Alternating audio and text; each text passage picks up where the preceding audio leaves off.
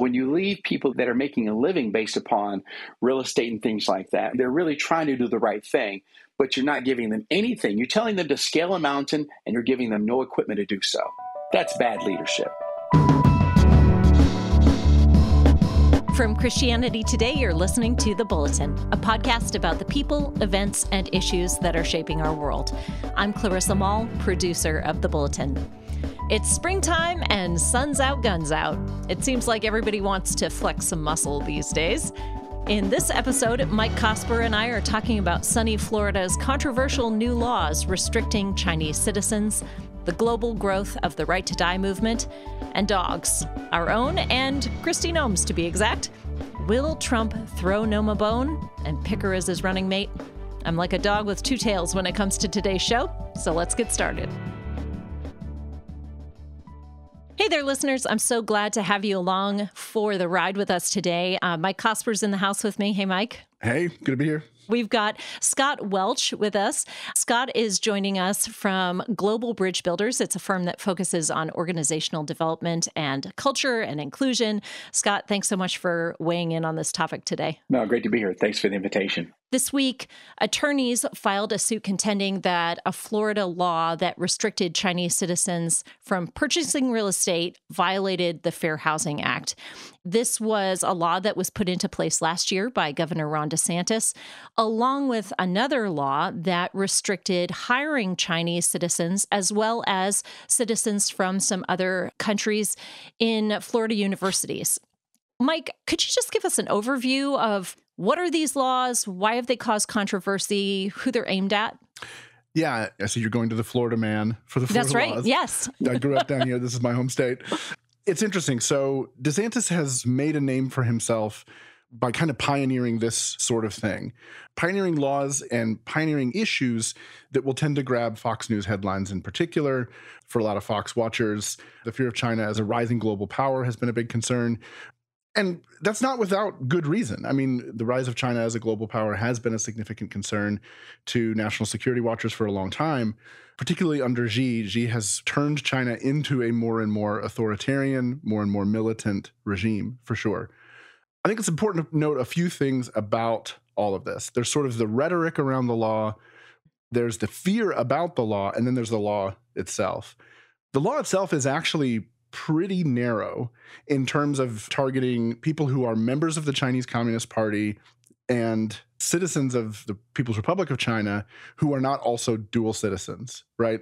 It narrowly restricts to them. It also restricts, in very similar ways, land ownership from people who are from Iran, Cuba, Russia, North Korea, and Venezuela. And the common thread through all of these are communist-leaning or outright communist authoritarian regimes. There's a sense in which some of this is nothing new. It's also not entirely unique to Florida. You have laws in the works or being proposed or on the books at about 2/3 of the states in the country right now are either looking at this or have already done some version of this with various degrees of effectiveness. So the questions become, how are they implemented? How are they enforced? And where I think the concerns are fair is to say, how are they being implemented? How are they being talked about in a way that doesn't lead to profiling of Asian American citizens whose rights aren't restricted by the law and should not be restricted by the law? In the early 1900s, in the West, Chinese immigrants weren't allowed to buy property. We don't want to go in that direction, right? We don't want history to repeat itself. Right, and these laws don't. I mean, there's definitely a big difference between what's in the books for these laws and what's happened in the past that was outright legal discrimination against people because of their race, their background, their immigration status. What gets tricky is a real estate agent gets a phone call and they hear an Asian sounding name and they say, oh, I'm not going to meet with you or I'm not going to call you back, because the assumption is, well, if they're Chinese, I can't sell them a house anyway. So then it becomes more difficult for American citizens to buy homes, which is not what the law is designed to do and not what the law should do. Scott, this is all happening in the context of the fury, the frustration with DEI that has existed over the last year. Do you think that the response in the last year to diversity and equity and inclusion has changed how people are responding to these laws now and how they're talking about them? Yeah, absolutely. I do think that it is changing the way people think about it. What I've learned in organizations that I've worked with and continue to work with is what I call the culture systems gap. And so let's say the system says that the speed limit is 70 miles an hour. Culture says we're going to drive until we get caught, right? And Guilty as so, charged. yeah, right. And so I think to Mike's point, the law says that this is based upon a very particular group of people within the United States and really not giving them opportunity to buy property within some of these items, within proximity to particular assets that are in the United States, right? But because of this anti-Asian sentiment that we've seen that really is just, it's awful. And just when people are ignorant about their neighbor, it becomes harmful, dangerous, and even deadly. This is where I don't know that we are sharp enough as a nation yet to distinguish between what the law says and then how people will actually act out on what they think it says, right? And so if people get an opportunity to buy a home and someone says, okay, well, this is, your name sounds this, it sounds that. It's because they don't know, they don't want to get in trouble. And so they may just actually overstep that, right? Which limits that opportunity. From a standpoint of where DE&I is, and really Florida kind of articulated its stand on it. The problem with that is really not just the law in and of itself, but it's 2-3 steps moves after this law. So it's what the law states right now, but I think there are other kind of responses, other results, other effects as a result of it.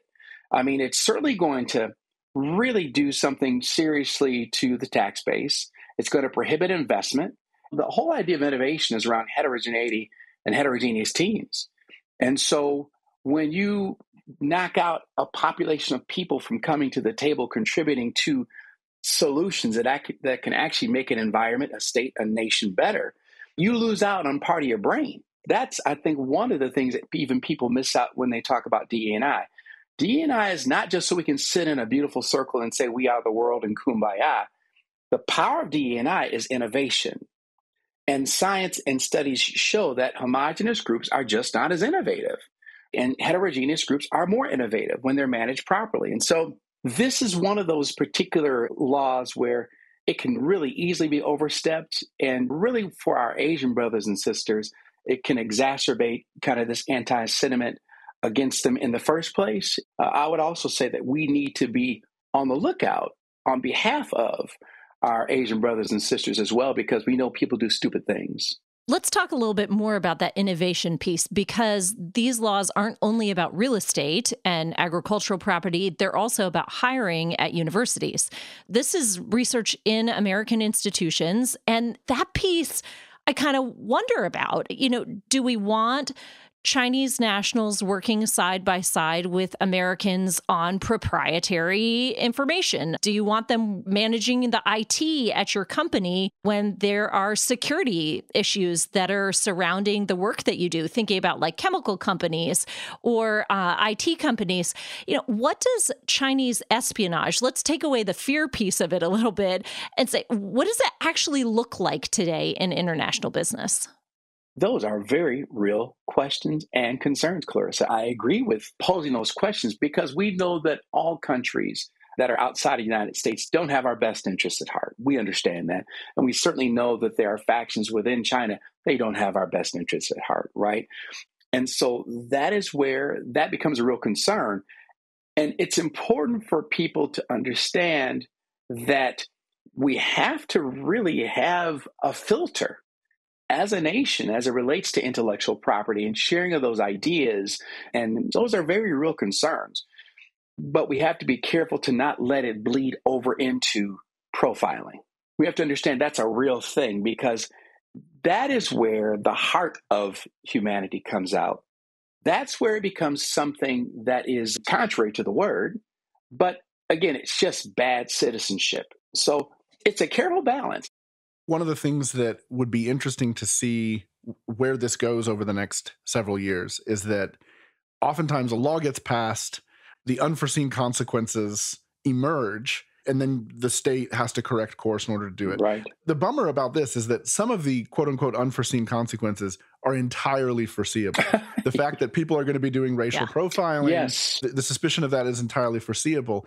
So how difficult would it be for the state of Florida to implement a law like this and then to educate the citizenry and say, hey, here's what this means. Hey, real estate agents, here's what this means. Here's what this doesn't mean. Here's who can buy homes. Here's who can't buy homes. Because the thing that was so interesting about it is how many times you read people saying, we don't understand the law. We don't know who can and can't buy a home. We don't want to get in trouble. It's easier to just not answer the phone or not call somebody back than go through all the legwork of getting somebody up to the finish line and then realizing, oh, actually your residential status or your immigration status or whatever is going to prevent you from being able to buy. I totally agree. There should be training. There should be information, which really tells me that the motive of the law was really around discrimination. Because if you really wanted to help your people, you would also help build capacity within your people. And so when you leave people that are making a living based upon real estate and things like that, they're really trying to do the right thing, but you're not giving them anything. You're telling them to scale a mountain and you're giving them no equipment to do so. That's bad leadership. And so I think that the opportunity would be to train, to educate, to provide information for realtors and people that are in those industries that are really directly and even some indirectly affected. And it shows me that it really wasn't thought out very well. To some degree, it's knee-jerk. These new laws coming into place, they can, on the surface, they look like we're just trying to protect things. And again, there is a measure where I understand where it's coming from. But the problem is it looks as though the thinking behind it is very cursory, it's very shallow, because they're not actually building infrastructure to do it in a thoughtful way. They tell the folks, be careful. What it does is it actually provokes fear without any help. And again, I just don't see how that can really go right. So I actually think that this is going to affect Florida and the other states, as you say, because it's not just Florida. I know, what is it, about 23 states right now. It's going to really adversely affect their economy, their investment, their tax base. And we may not see it today, but I would really, really say that it's not going to be long before we do see the negative effects of that. This is where, as somebody who leans very conservative oftentimes, I find myself bothered by how often initiatives like this on the right are more about the performative aspect than the policies themselves. And I mean, DeSantis at one point was paying the cost of shuttling illegal immigrants from the border to these up to Cape sanctuary Cod cities. Yeah. Right. Which was not affecting his state, right? It was performative. It was about the election. It's the rest. It makes great TV too.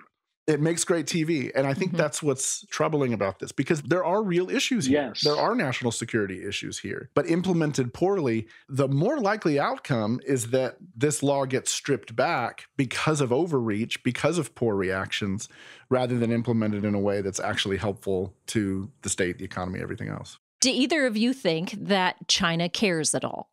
Because this is supposed to show that we take communism seriously.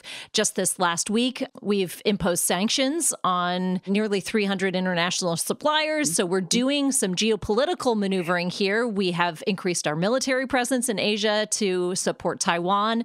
Do you think this stuff at home even makes a ripple for China? Yes, I do. Because the fact that they're posturing. And they know that our relationship right now is tenuous and it is sensitive, which is why the sanctions are happening, right? And so they know that we're living in a different age right now. And my goodness, we can't deny the fact that they have a presence in our country. And that's strategic. I think any move that the United States makes towards China matters to China. When you look at what's happened on campus, blocking some of the campus initiatives, limiting hiring, that kind of stuff, that's a reaction to the fact that China has invested hundreds of millions of dollars in North American campuses. And there's multiple reasons for that. Theft of intellectual property has been linked to that, but also a kind of ideological erosion that's emerged on campuses is linked to that as well. I think they are watching this stuff closely. This feels like a super delicate needle to thread.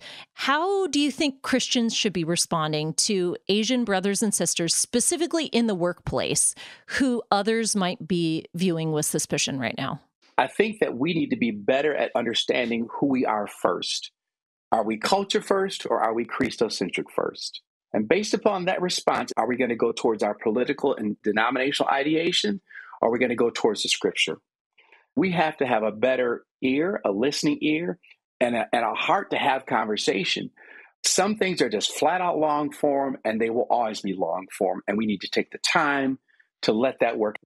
And until that happens, we really can't be the support and exhibit the love that we should towards our brothers and sisters. We really need to understand this is the time to be a thinking Christian. On a very practical level, Christians who are in positions of influence as lawyers, realtors, heads of business associations, that kind of thing, take the initiative to understand this law and explain it to your colleagues. That's good. Explain it to your competition. Explain it to the people around you so that it prevents the kind of reactionary misunderstanding that will be hurtful to your neighbors. So much to think about.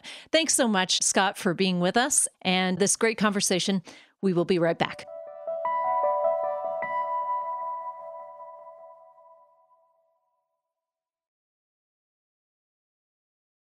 And we're back. Last week, the country of Peru made headlines when its first citizen died by medically assisted suicide following a 6-year court battle.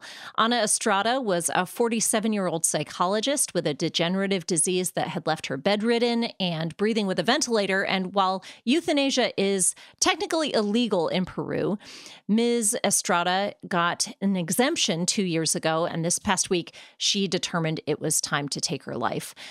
This is a topic that's really close to my heart because my late husband, Rob, who was a CT editor, wrote a lot about this 20 years ago when he was also a hospice volunteer. As I reflect on his writing 20 years ago, we were talking about Terri Schiavo and the right to die. And gosh, it seems like all of this has just expanded in the blink of an eye. Today, we have this Death with Dignity movement that has grown so rapidly worldwide that in some countries, you can get a pill from your doctor, go home, take it when you decide, and die entirely on your own terms. No creepy Dr. Kevorkian necessary for that process. And as I thought about these headlines recently about Canada's expanded MAID laws and this situation in Peru, I just knew, Karen, that I wanted us to talk to you.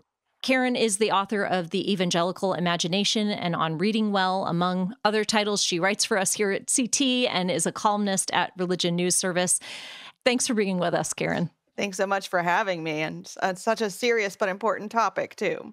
You just recently wrote this piece for Acton about hospice and the right to die movement. Could you tell us a little bit about what drew you to the topic and what you learned? Well, actually, I was drawn to the topic by the vision of a really great editor there who reached out and asked me to write this profile on Cicely Saunders, who was someone that honestly I had never heard of. She was just a pioneer in the hospice movement. And of course, her work was done decades ago. And now here we are in this moment that you just described, where medical aid in dying and other related actions and terms are gaining momentum. And these are topics we really need to think more about. You are a woman of the pen, a woman of language. So help me understand the language here. Because Canada calls it MAID, medical assistance in dying, but some people call it physician-assisted suicide or medically assisted suicide. It seems like the word euthanasia may be passé, like that's a word we only use for our pets now. I'm not sure. Is the language important here? The language is very important, and it's also very complicated. Just in delving into research for this story, I discovered how often and how quickly the terms change. And of course, part of that is because there are different medical and legal terms that are used from country to country. And so in some places, there may be a specific term that's used, and in others, there may be another one. But I think the overriding pattern that you just alluded to is that the old term euthanasia, which was used since ancient Greek times. I mean, it's a Greek word that means good death. And that's the term that's been used for centuries, millennia, still one we use, but it's been replaced with these other medical and legal terms. And all of them tend to go toward being more euphemistic. They sort of cover up what is actually going on. But there are also distinctions, and you talked about some of those. There are distinctions such as physician-assisted suicide is when a doctor provides medical and physical help. There is suicide, which is something simply that someone does oneself. There is the MAID law in Canada has two categories. One is where you are in a hospital setting and someone in the medical profession helps deliver the death. And then there is the one that you described where you go home and do this by yourself. I mean, we are seeing the same, not to go, on this track, but we are seeing the same pattern even in the abortion issue, where abortions can be done, in a clinic, in a hospital or medical setting, or you can get a pill and do it yourself at home. So there are parallels there. But the language is tricky, it's varied, but we have to get beneath the language and just really talk about what's happening and, more importantly, why. Yeah, Mike, as I read this, I thought this is just like the abortion pill. It's private. It's taken out of a doctor's office. It's entirely on my own terms. Do you feel like in some ways this shift that we have seen toward radical autonomy that way is a response to sort of the dehumanizing nature of modern medicine? That's a great way to phrase it. What's interesting is if you look at death, kind of the way we in the West even deal with death, but if you look at the way we've even just learned to process death, most people died at home for centuries. And we've taken it out of the home. We've taken it out of the church. We do funerals at funeral homes. We treat death in a very, very different way, in a much more sort of clinical, detached way. And I think part of what I felt was so helpful about your article as well, Karen, is that I finished reading it and thought, this issue is clearly on the rise. It has a ton of momentum. It has this language attached to it of compassion, and it's medicalized, but it's also psychologized in certain ways, pathologized even in certain ways.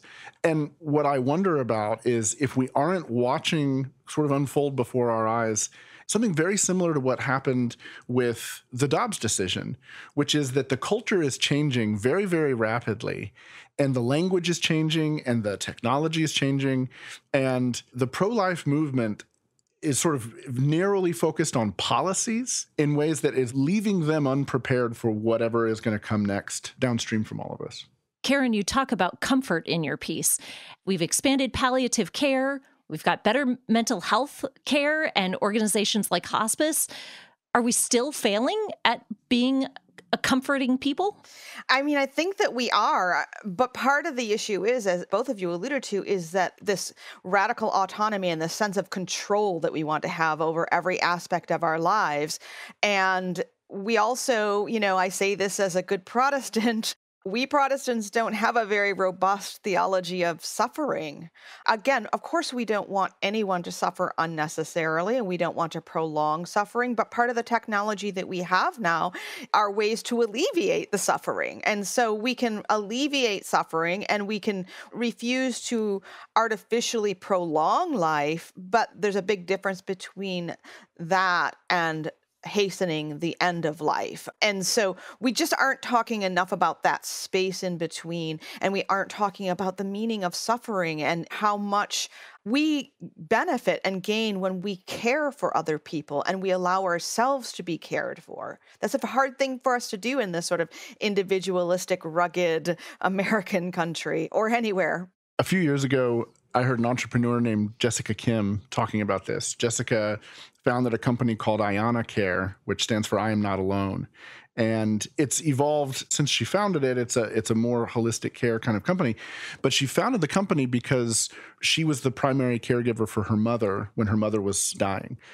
She told the story. She said, somebody comes to your house and your mom's been sick. Somebody comes to the house and drops off peanut butter cookies, right? Here's your mom. She's been on chemo. She's been dealing with all this stuff, and she never has an appetite. First, you have to call the pharmacist. Then you have to call the regular doctor, and you wait a couple hours for that call back. Is there going to be any kind of interaction between the cookies and the medicines she's on? That doctor says, oh, you should probably check with the chemo doctor just to make sure. So then you make that call. It's another 3 or 4 hours waiting to call back. it is the most stressful thing in the world, because by the time you get the green light for the peanut butter cookies, she's taken another dose of her medicine and she's nauseous again and she doesn't want food anymore. And you feel like, I've been on the phone for 3 hours today and it was all for nothing. And she said, as she began to research what happens with end-of-life care and with people who seek assisted suicide, the number one reason they seek it is not their experience of pain and suffering. In fact, like, part of what you find is that our individual capacity for pain and suffering, when we feel like it's meaningful, is enormous. People want the end-of-life care because they feel like they're a burden on the rest of their family. So she founded this company looking for ways like, hey, how can we use AI? How can we use technology where you can load somebody's illness and all the medicines they're on and all their pre-existing conditions and everything like that, and you can just ask this chatbot, can I have peanut butter cookies? And it can give you an answer instantly rather than having to wait down the line. It's a fascinating idea. It's a very whole life, pro-life concept behind the company that she founded. To me, that's the kind of thinking that Christians need to be pursuing. How can we not just alleviate the suffering, but alleviate the sense that so many people who are experiencing those end-of-life issues, alleviate the sense that they're a burden? Because yeah, it sucks, but we still want you here, Like, I mean, I think about this all the time, what I wouldn't give for another month with my dad. And I think everyone feels that way. That's really important. I mean, my own father-in-law took his life some years ago, specifically for that reason. He had a terminal illness and he didn't want to be a burden on his family. And of course, taking his life that way ended up being the burden that they didn't want. We would have rather have had him around longer. And another parallel is disability. A lot of times, I mean, I don't know much about this group, but their name is amazing. It's called Not Dead Yet, and it's a disability rights group. I contend that a lot of our impulses toward either aborting or euthanizing people who are sick or have disabilities is because of our own projection.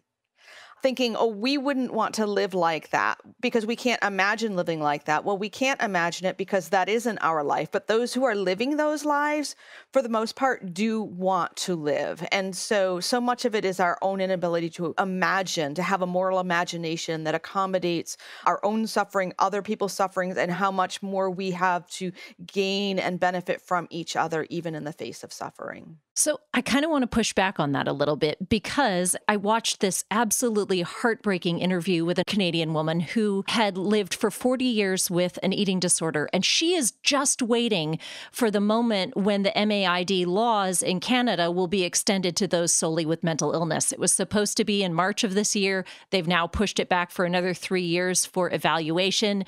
And I wonder, what about those people who aren't suffering well? Pastorally, how do we respond to them when they look at their lives and they say, I understand that my family doesn't see me as a burden, but this life I'm living is burdensome to me?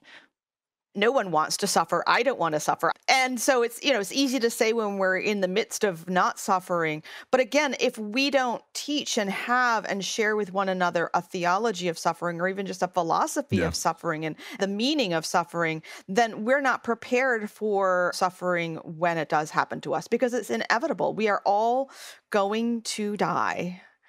And most of us are going to suffer in the process of that. That is a human reality. And we live our entire lives, myself included, in the attempt to deny that fact. But it's part of what it means to be human. I remember hearing R.C. Sproul preach shortly after he was given a cancer diagnosis. And he talked about how someone had asked him, so this cancer diagnosis, it was a very aggressive form of cancer. It was very scary. They said, has it shaken your faith? Sproul was famously Reformed. So they were saying, like, has it made you question anything about your Reformed theology, your sense of God's providence, or anything like that? And he said, no, my theology is actually a comfort to me in this, because I know this is God's assignment for this season. And I know that because it's God's assignment for this season, it has meaning. Now, there are other Christian ways to talk about suffering that outside of Reformed theology that can account for suffering in similar ways. But I think what's important is he had that, right? Like, he had a way of understanding through his faith, through his theology, that this was an appointment by God and that God was with him. God had not abandoned him in it, and that there was a purpose to not just getting through it to the other side, whether that was through healing or death, but actually in the experience itself, to walking through that and bearing witness in certain ways. And I think part of the tragedy of the hollowness of contemporary evangelical culture is that we don't have a rich way of talking about that stuff. Oftentimes, we don't equip people with a way of entering into these kinds of experiences of loneliness and isolation. The general sense that Christians often get in the church is that if you are suffering, or if someone you love is suffering, or if things are going badly in the world around you, clearly you've done something wrong to bring this upon yourself, which is just a profoundly unchristian way of looking at the world. Karen, as you think about hospice and how that can offer comfort to what Saunders called total pain, the whole person, what things that you learned about hospice can be transferable even to an individual's care for someone they love? Part of what was so fascinating about studying Saunders and her particular moment in history and what she was doing is that she entered the medical profession at a time, the middle 20th century, when nobody really cared about suffering, and there wasn't a lot of research and resources being put toward terminal illness, because that was a time, and is still a time, in which we just want to orient all of our resources and energies toward success, right? Not toward things that are automatically going to fail. And someone's terminal illness is obviously a kind of failure. Saunders turned that paradigm upside down and kind of redefined what success looks like in the medical field with a terminal diagnosis. Success looks like giving comfort and aid and palliative care. And so she devoted her research and her resources and her building and her life to that. I think we still suffer from that same sort of success paradigm. We feel like things are at a loss, or we're losing, or we're losers because we are facing something that we can't overcome in one way. And so we need to change our thinking all the way around. Hospice is a philosophy. It is a way of approaching and encountering death, not only for the person who's dying, but for the entire family and the friends. We focus so much on policy, and policy is important. But if we focus so much on policy, we're leaving the bigger, more important and changing questions unanswered, because technologies are going to change and access is going to change. And yet the human condition doesn't change, and we need to really be ready to face those big questions, because they have existed since humankind has existed. That's right. Yeah. So vote for good legislation, bring the peanut butter cookies, and ask the right questions. Thanks, y'all. We'll be right back.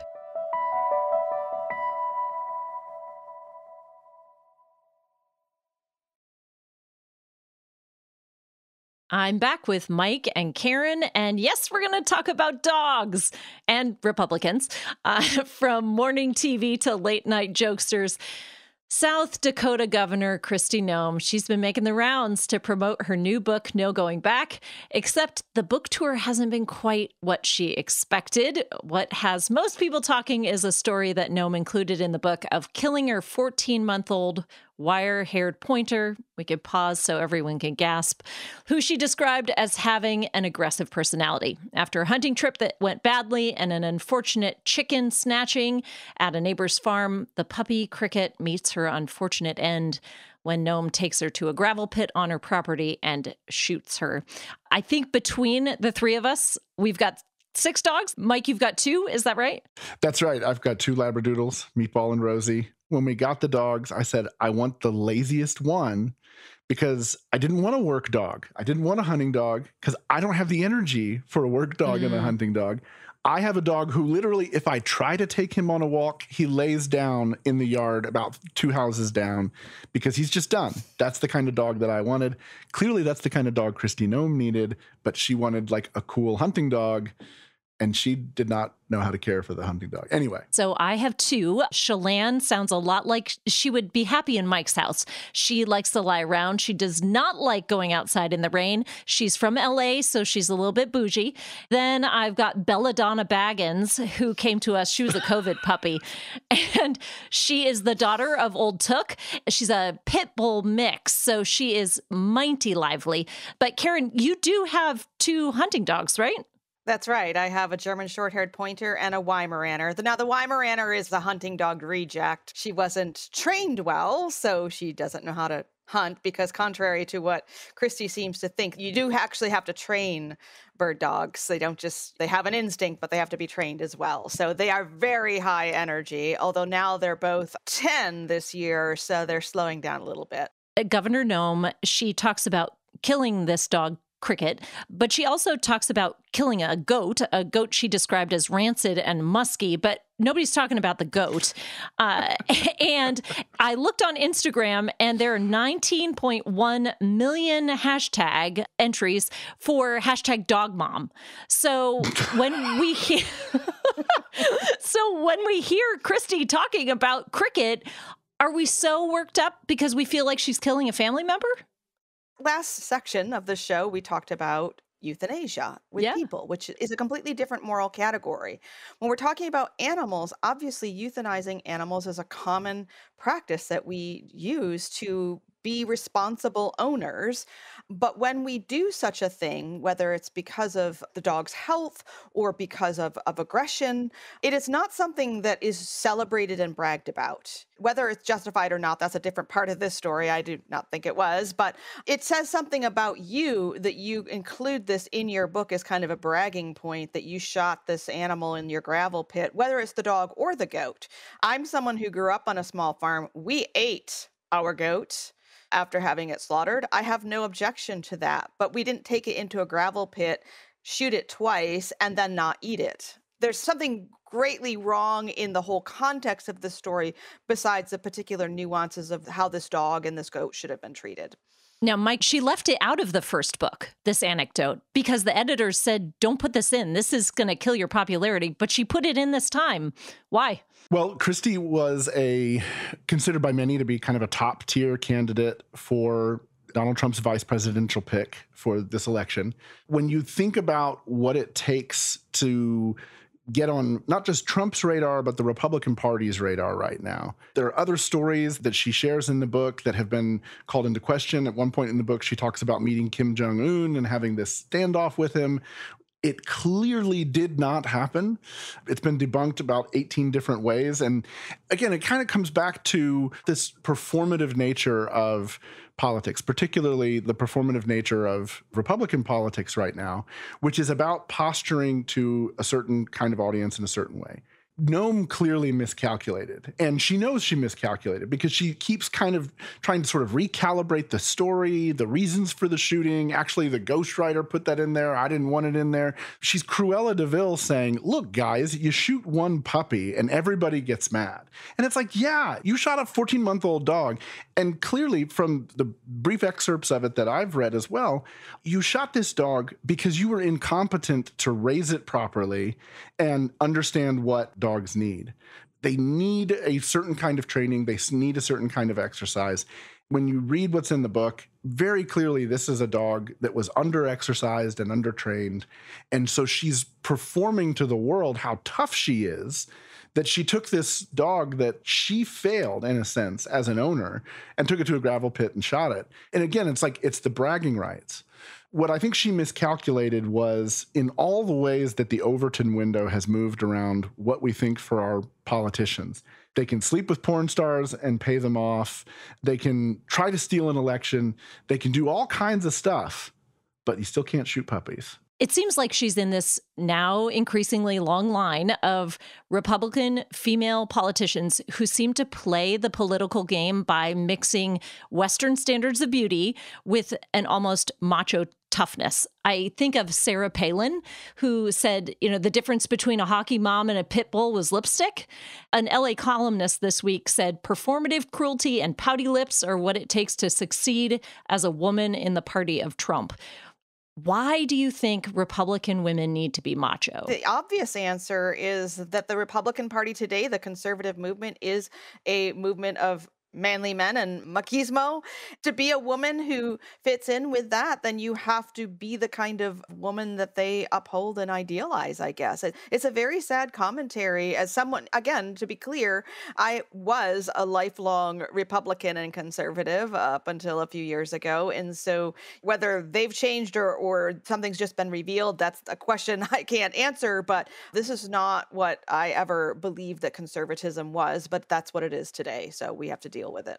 The success of Fox News included having beautiful women who were also these kind of tough as nails commentators, people who would sort of take it to their guests, own the libs on the air, whether it was Gretchen Carlson or Megyn Kelly or in earlier iterations, Ann Coulter and some of the others. I think it predates the Trump era in some ways. Kind of like everything else in our politics, it just gets ramped up. And this isn't unique to conservatives, I don't think, because I think if you look at where progressives are now, progressives are more radical than they've been. Like every issue gets kind of turned up to 11.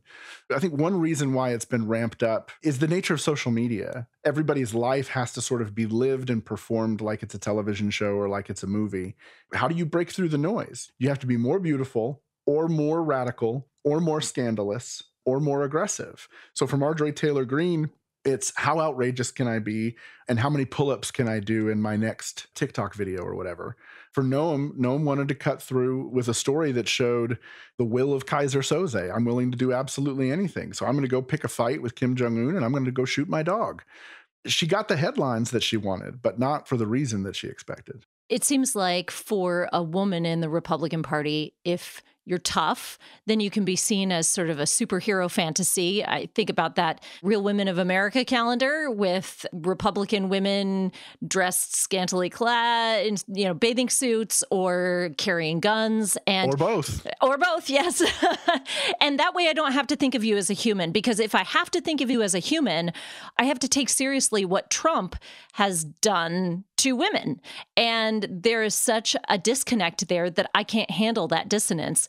And I wonder, has Kristi Noem, well, I hate to say it, shot herself in the foot when it comes to becoming Trump's VP?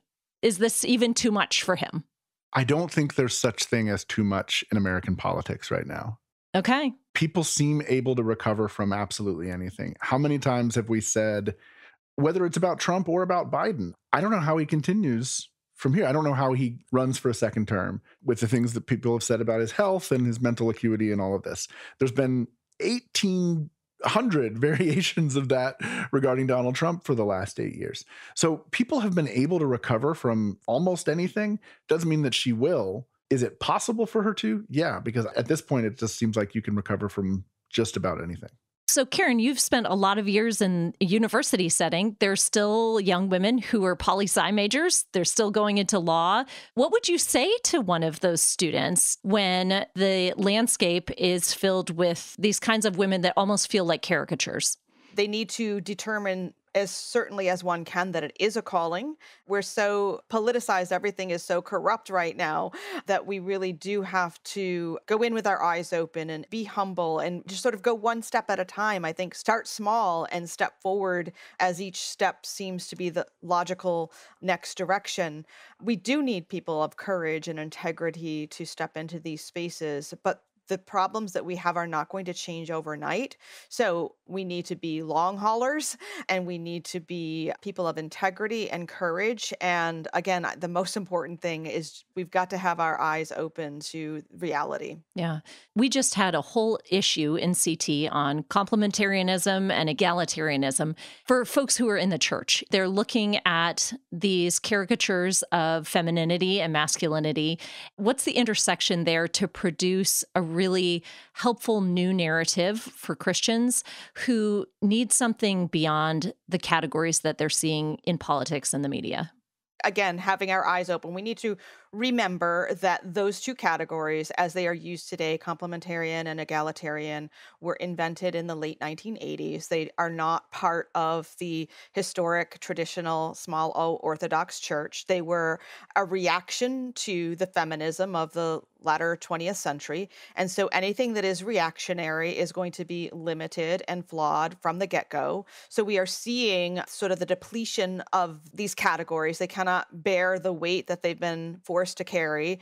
And watching these categories crumble does not mean that Western civilization is going to fall apart. What it can mean, actually, is that we might be able to better return to the historic, traditional, Orthodox understanding and teaching of male and femaleness and masculinity and femininity, and do away with these false modern categories and return to something more biblical, more robust, and more holistic.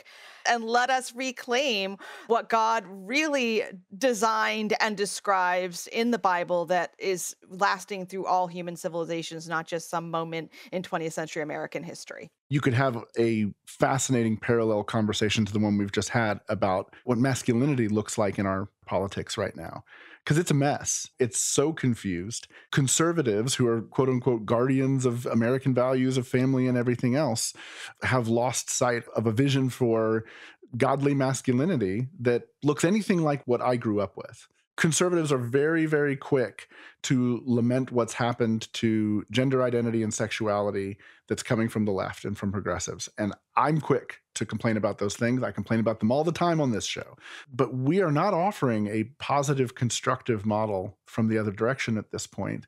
And the church has been in a crisis over these issues because we're fighting about the theological aspects of all of this, while we're also reckoning with 40 years of abuse in the church that's been unsurfaced over the last 7 or 8 years. Until I think we deal with that reckoning in the right ways with repentance, we're just going to kind of continue to lean into the caricatures, and you're going to have stuff that looks like the Stronger Men's Conference be sort of held out there as though that were the model that we're presenting to the world as an alternative. When you think of it that way, it's no wonder these are the categories we're asking women to perform in to be conservatives today. Yeah.